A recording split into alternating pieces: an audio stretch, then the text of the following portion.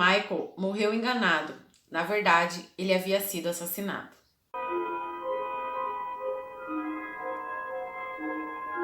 Shane trabalhava em uma fazenda de ovelhas e ele gostava muito do seu trabalho.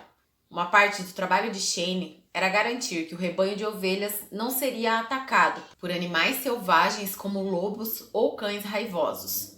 Shane estava trabalhando na manhã do dia 28, quando ele percebeu que havia um animal se aproximando das ovelhas. Prontamente ele pegou a sua arma, mirou em um cão raivoso e disparou. No mesmo momento em que Shane disparou um tiro, ele caiu no chão, com muita dor. Shane acreditava que a bala havia ricocheteado em algum obstáculo e acertado seu próprio corpo. No momento em que ele caiu, ele pegou o seu telefone celular e ligou para um amigo que se chamava John Blair.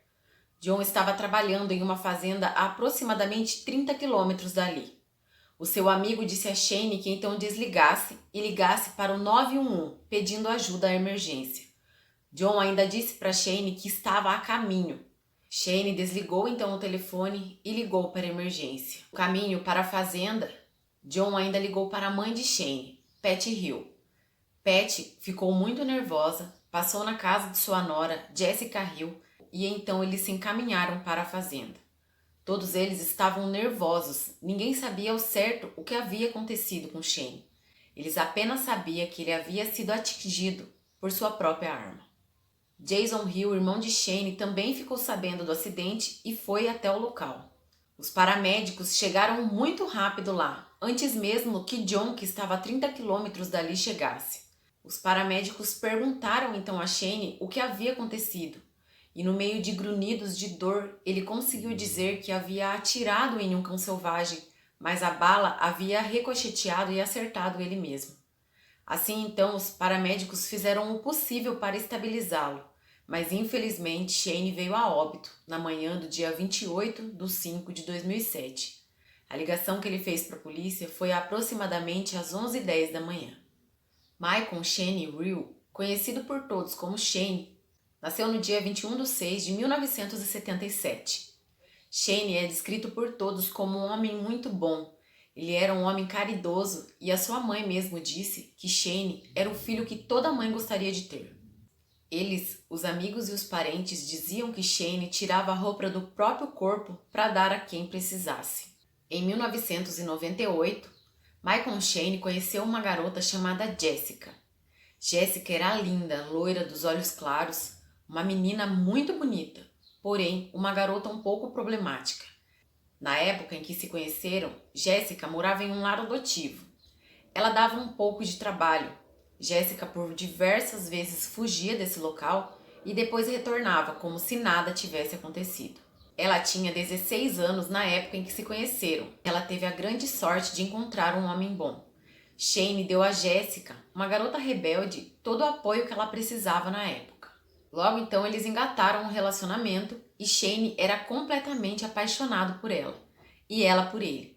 Eles viviam então um relacionamento feliz e no ano de 2002 eles geraram o primeiro fruto, um filho. No mesmo ano de 2002 os dois se casaram no religioso e em 2003 tiveram uma filha. E tudo ia muito bem na vida do casal. Shane trabalhava como motorista de caminhão para uma empresa de gás. No ano de 2001, antes mesmo de terem seu primeiro filho, um amigo de Shane que se chamava Daniel Blair, coincidentemente ele era irmão de John Blair que estava próximo à fazenda quando Shane veio a óbito. Daniel era amigo também de Shane desde criança e em 2001 ele precisava de um lugar para morar. Shane, como era um amigo muito bom, ofereceu a ele estadia em sua casa. Após os filhos do casal nascerem em 2002 e 2003, Daniel então acabou se tornando parte da família e ajudava na criação dos filhos. No ano de 2005, Daniel ainda morava na casa de Shane, porém as coisas começaram a se complicar. Shane estava desconfiado de que seu melhor amigo e sua esposa estavam tendo um caso. Ele passava muito tempo nas estradas trabalhando como motorista. Então, no ano de 2005, em uma noite em que Shane saiu para trabalhar com seu caminhão, ele parou no final da rua de sua casa. Seu coração estava inquieto e ele não estava em paz. Então, ele voltou a pé para casa e infelizmente encontrou a cena que ele já imaginava. Jessica e Daniel estavam juntos na cama do casal. Shane ficou tão triste pois seus filhos dormiam ao quarto do lado. Imediatamente eles começaram uma briga muito grande e Shane expulsou Daniel de casa. Após isso, ele também acabou terminando seu relacionamento com Jessica e mandou a mulher embora. Porém, o que Shane mais amava no mundo era ser pai e marido. Após 6 meses da separação, ele já não aguentava mais a saudade dos seus filhos e até de Jessica. Para ele era muito fácil colocar toda a culpa em Daniel. Ele acreditava que ele havia aproveitado de momentos em que Jessica estava frágil e sozinha, e assim então convencendo ela a ficar com ele. Jessica voltou para casa e em um combinado, eles iriam retomar o seu casamento e fazer de tudo para a união voltar a dar certo. E isso foi o que eles fizeram então nos 2 anos seguintes. Porém, em 2007, esse relacionamento terminou com o óbito de Shane. Os investigadores ficaram intrigados como é que Shane poderia ter se machucado a ponto de acabar morrendo em um acidente fatal com a sua arma. Eles também ficaram intrigados, pois os paramédicos disseram que Shane não tinha apenas uma marca de bala, mas 2. Ele havia levado um tiro no meio de suas costas e um próximo ao seu braço. Ainda no dia de todo o acontecimento, a família de Shane não se conformava que isso havia acontecido. Shane era um exímio atirador. Ele desde sempre manuseava armas e ele tinha uma mira tão boa que ele chegava a caçar peixes com arco e flecha. No local do acidente, ao lado do corpo de Shane, os investigadores também encontraram ainda a arma dele, uma pistola semiautomática calibre 45, que era a arma que ele sempre carregava. Porém, os investigadores sabiam que teriam mais respostas no dia seguinte, após a autópsia dele. E então, no dia seguinte, antes mesmo que a autópsia fosse concluída, os detetives descobriram uma informação que seria crucial. Shane não havia ligado apenas uma vez para a emergência. Ele ligou 2 vezes. Porém, a segunda ligação havia caído em um distrito diferente do que a primeira ligação. Nessa segunda ligação, Shane ainda clama por ajuda e diz que sente muita dor. Porém, uma coisa que chamou a atenção dos investigadores foi um estrondo alto que eles ouviram ao fundo da ligação.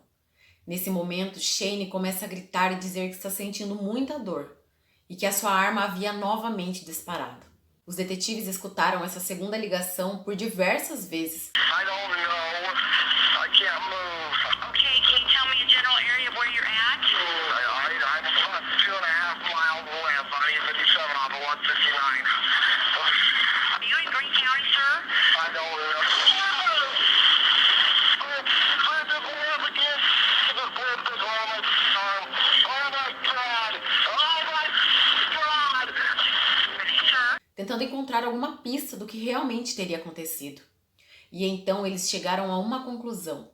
O tiro que havia escutado ao fundo da ligação não era da arma de Shane, mas sim um disparo feito à distância. Se fosse um disparo feito da arma de Shane que estava próxima ao telefone, o barulho não teria feito tanto eco. Eles perceberam então, por meios técnicos de investigação, que o tiro teria vindo a uma longa distância. Alguém havia atirado em Shane. Com o resultado da autópsia, então, eles apenas constataram o que já estavam desconfiados. As 2 balas que atingiram Shane na manhã do dia 28 não eram da sua pistola calibre 45, e sim de um rifle calibre 36. O legista também disse aos investigadores que alguém havia atingido Shane de cima para baixo, como se estivessem no alto, como se estivessem em uma janela de um 2º andar de uma casa. A partir dessas informações, John Blair, o amigo de Shane, foi o primeiro a ser interrogado. O interrogatório de John foi um pouco duro para ele, pois era amigo de anos e anos de Shane. Os policiais perguntaram se os dois haviam tido alguma desavença e qual o motivo de Shane ter ligado para John primeiro e John não ter avisado a polícia. John disse que eles nunca brigaram e que eles tinham um ótimo relacionamento. Ele disse também que os dois tinham um acordo de que quando o outro precisasse, o outro estaria prontamente ali para ajudá-lo. Ele então disse que não pensou em ligar para a polícia, apenas avisar a família de Shane e correr para o local para socorrer o amigo. John também forneceu um álibi que era seu próprio chefe. O chefe de John havia visto ele trabalhando a manhã toda na fazenda. E após algumas averiguações, a polícia constatou que realmente Shane havia ligado para John para pedir ajuda, por meio de registros telefônicos. John então logo foi descartado como suspeito. Ele ficou muito ofendido, mas ele entendia que a polícia precisava fazer de tudo para descobrir quem havia matado seu amigo. Naquele mesmo dia, amigos e familiares foram interrogados. Pat, a mãe de Shane, disse que não conseguia imaginar alguém que pudesse querer machucar seu filho. Shane era amigo de todos na cidade, todos gostavam dele e ele tinha uma fama de ser uma pessoa simpática e boa. Jessica Hill, a esposa de Shane, também foi interrogada. E os investigadores dizem que ela estava meio fria na hora do interrogatório, não demonstrava nenhum tipo de reação e nem sentimento.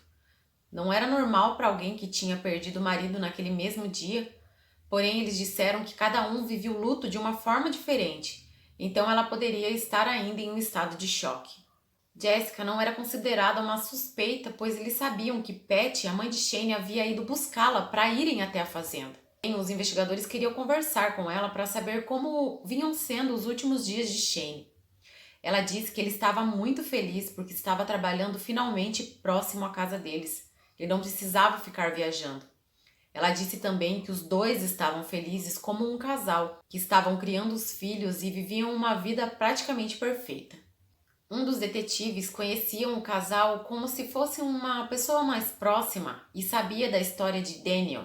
O detetive então perguntou a Jessica como ela e Daniel e como o casamento dos dois havia se recuperado depois da traição. Jessica disse que ela e o marido haviam conversado e ele havia a perdoado. Os dois fizeram um acordo de não falar mais desse assunto e viverem tentando recuperar o casamento. Ela disse também que ela e Daniel nunca mais tiveram nada, porém ela era muito grata a ele porque enquanto ele viveu na casa, ajudou a criar os filhos dela. No dia seguinte, a polícia acabou interrogando Daniel. Ele disse a eles que Shane e ele haviam tido uma briga muito grande quando Shane pegou ele com a esposa. Porém, ele disse que eles nunca mais falaram. Até o ano de 2005, que foi quando ele e Shane tentaram recuperar a amizade. Eles até saíram para caçar juntos. Porém, eles não conseguiram mais ter um contato muito bom e a amizade não havia retornado. Mas Shane sim havia perdoado Daniel.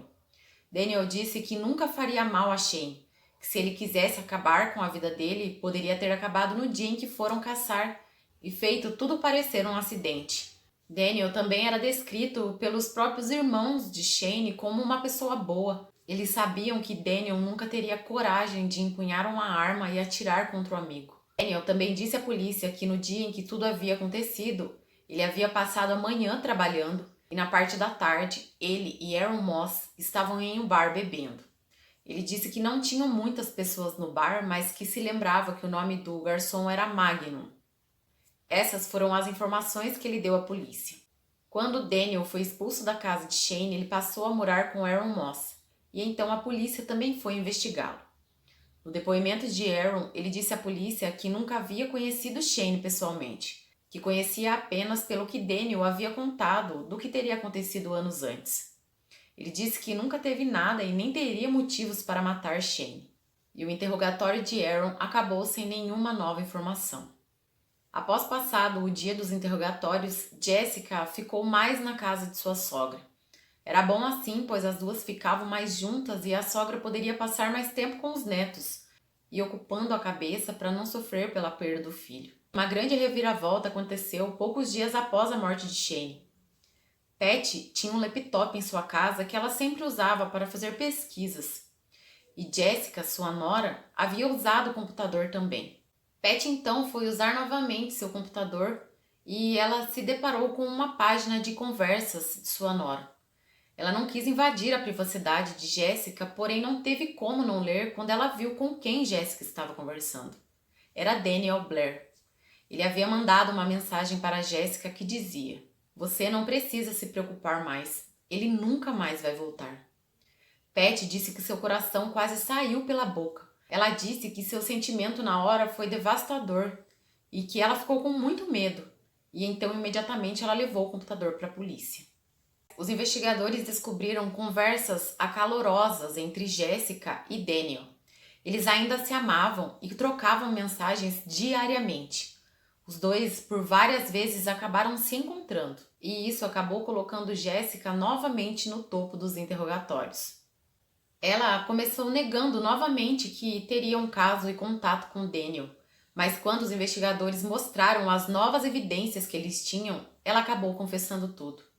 Ela disse que não tinha nada a ver com a morte de Shane e que só usava Daniel como um suporte emocional. Ela também disse que teria desabafado com Daniel algumas vezes, dizendo que Shane era um idiota, que ela sentia que estava ali na casa somente para realizar os desejos de homem dele. Ela teria dito também para Daniel que Shane era um ingrato, que ela cuidava da casa e de todos e que ele agia como se ela nem existisse. Mas ela disse que dizia essas coisas somente por meio de um desabafo, como qualquer outra pessoa faria. Ela também informou os investigadores que na manhã dos acontecimentos, ela e Daniel haviam trocado mensagens. Ele havia perguntado a ela se Shane já teria saído para trabalhar, e ela disse que sim, e ainda informou ele que Shane havia ido trabalhar com o carro branco. Os investigadores perguntaram a Jessica se Daniel amava ela, e ela respondeu que sim. Eles também perguntaram a ela se ele seria capaz de fazer qualquer coisa por ela, e ela respondeu que ele havia dito a ela isso mesmo, que faria qualquer coisa por eles. Depois dessas informações, Daniel novamente foi interrogado, e a princípio os investigadores tentaram persuadi-lo usando seu emocional. Eles disseram que sabiam que Daniel nunca faria nada com Shane, mas também sabiam que ele amava a Jessica e queria deixar ela o mais protegida possível. Mas Daniel acaba não soltando nenhuma informação válida.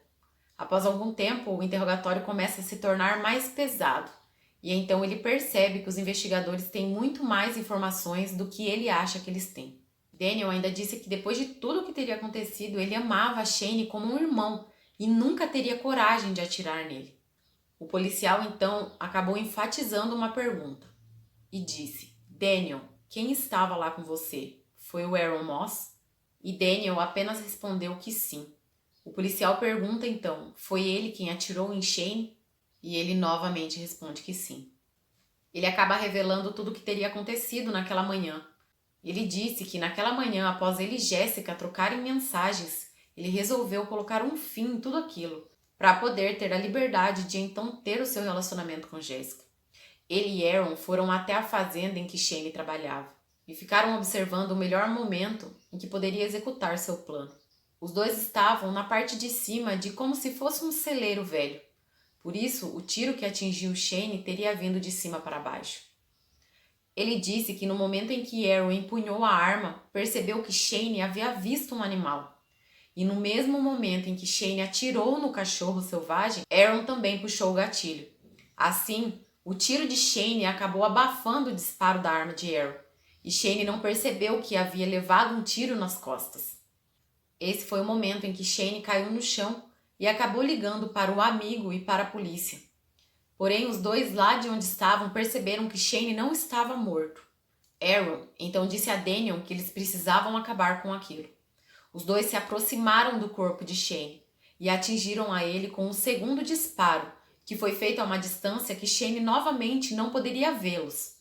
Esse foi o segundo disparo que a polícia conseguiu ouvir na segunda ligação que havia caído em outro condado. Shane realmente acreditava que sua arma havia o atingido por 2 vezes. Infelizmente, ele se foi acreditando nisso. Shane jamais imaginaria que o seu próprio amigo e sua esposa haviam de fato arquitetado tudo isso, a sua própria morte. Os policiais também descobriram que Daniel Blair havia conversado com uma amiga que se chamava Lisa Lewis. A Lisa deveria então fornecer um álibi confirmando que eles trabalharam na manhã e que na parte da tarde eles teriam ficado juntos em um bar e depois ido a um Memorial Day. E no momento em que de fato eles se encontraram naquele dia 28, que teria sido na parte da noite, Daniel disse a Lisa que teria feito alguém desaparecer, e esse seria o motivo do álibi. Porém, Lisa acabou testemunhando no julgamento o que teria acontecido. 4 dias após a morte de Shane, Daniel Blair e Aaron Moss foram presos e acusados de homicídio qualificado. Nessa mesma manhã aconteceu o velório de Shane, e Jessica Hill, então sua esposa, foi presa no velório do próprio marido. Jéssica teve um papel crucial nesse assassinato. Ela teria planejado isso há meses, alimentando a cabeça de Daniel.